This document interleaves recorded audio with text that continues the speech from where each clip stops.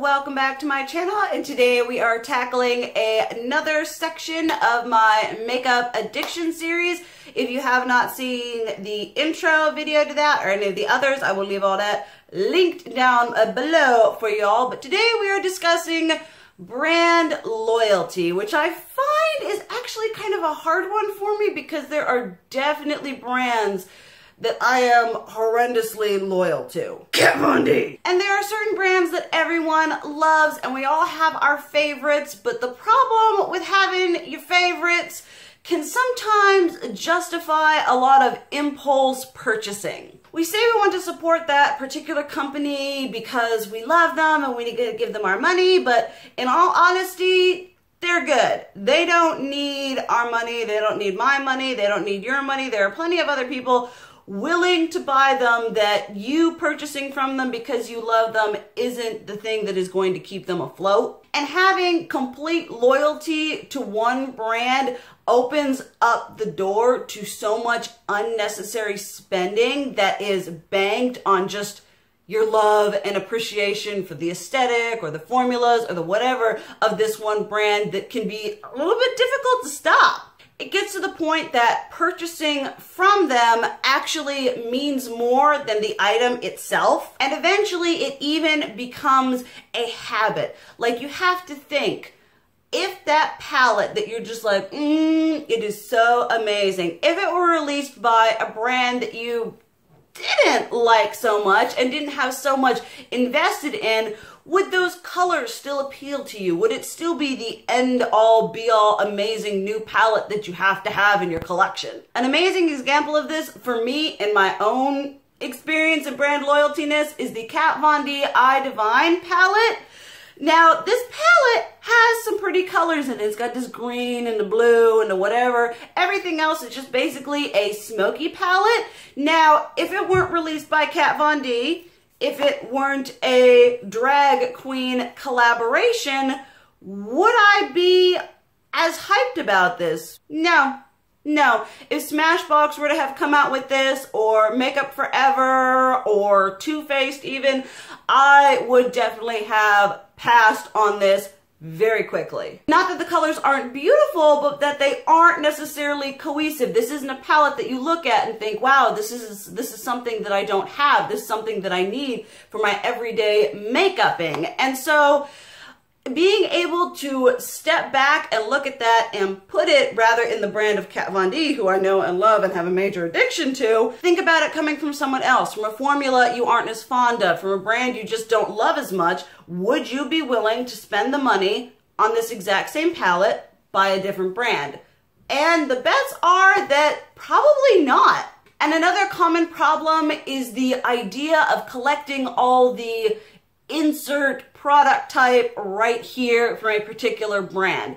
Urban Decay Naked palettes, Too Faced chocolate bar palettes, Tartlet palettes, all of the Anastasia palettes. We always say in like our collections and our like declutters, oh, I just love to collect all of the Anastasia palettes, or oh, I like having all of the Urban Decay palettes and the chocolate bar palettes for reference, and they're classics and they're so great. At that point, we aren't drawn to these items for the colors and the fact that we think this is something that we are going to use every single day and absolutely love. We are purchasing the momentary satisfaction of having a complete set until that brand comes out with another installment. Whenever I watch declutter videos, a really big one that stands out to me are the Urban Decay Naked palettes. And they'll say, oh, I have all of them, but there is always one that's a favorite, then there is always one that is the least favorite, and then you have kind of the middle ground, oh, I have these because I like them for reference and I like collecting them.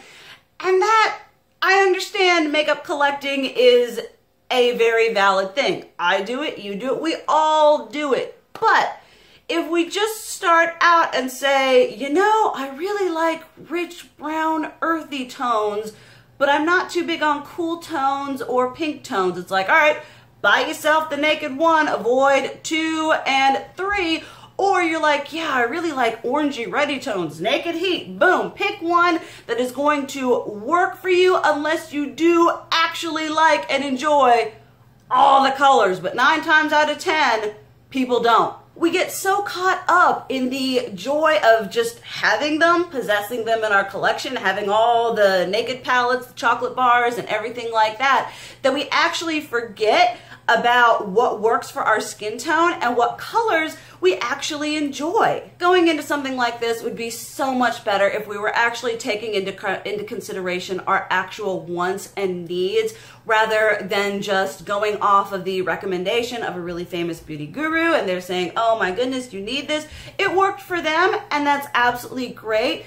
Taking into consideration their skin tone, their makeup skill level, and everything like that. Just because it worked for them does not necessarily mean that it's going to work for you or me. We need to just literally stop and think about the product rather than just blindly buying it and being like, oh, thus and such made me buy this, YouTube made me buy this, but I never touch it. And brand loyalty also leads us down the very slippery slope of constantly being on the lookout for this particular brand's releases. I am horrendously guilty about it for Kat Von D. Oh my goodness, she releases something and I am on that so fast. She could release dirt, put it in a box and be like, Kat Von D, dirt, and I'd be like, gotta get me some of that dirt. I used to be completely obsessed with Urban Decay. Like Urban Decay, the first high-end palette I bought was the Urban Decay Electric palette, collected the Viced palettes, everything. I was like, they are the end-all be-all brand.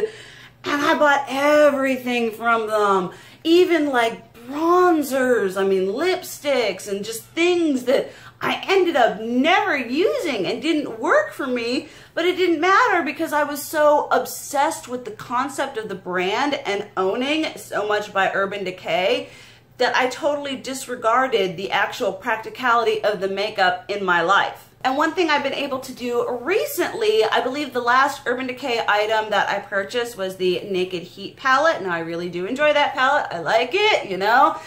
But I was able to step back and look at Urban Decay's products without seeing the Urban Decay name plastered all over it. It was the concept of completely stripping away the packaging, all that fancy stuff, the name, the whatever, the gloriousness, and just looking at the product as a bare minimum item and being like, yeah, it's Urban Decay and it's cool, but if you take away that Urban Decay and all the flash and the bling and everything, it doesn't even look like something that I would be interested in buying if it were coming from anyone else. Brand loyalty sets us up for disappointment because when we are so loyal to one brand or a bunch of different brands, we set them up on this really high pedestal that obviously gives them a very far way to fall, but inevitably something is going to come along that we are not going to enjoy, that we are not going to love,